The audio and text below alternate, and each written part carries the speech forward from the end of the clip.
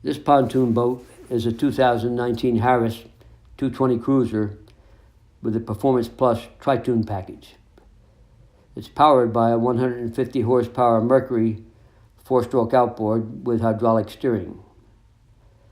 The color theme is midnight blue with platinum silver accent and French gray furniture along with the gray seagrass flooring. It includes the lighting package with LED lighted cup holders and rope lighting along the seat bases. The bimini top is the extended 12-foot long version with LED lights in the top frame.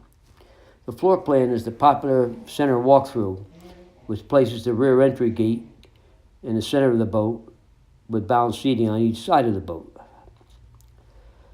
There is a stainless steel ski tow bar and a 4-step stainless steel boarding ladder and a big in-floor ski storage compartment. The cockpit table has been upgraded to black acrylic, and the sound system is the upgraded Polk stereo with 4 speakers. Also included are a digital depth sounder, a dual battery setup, and quick release fenders.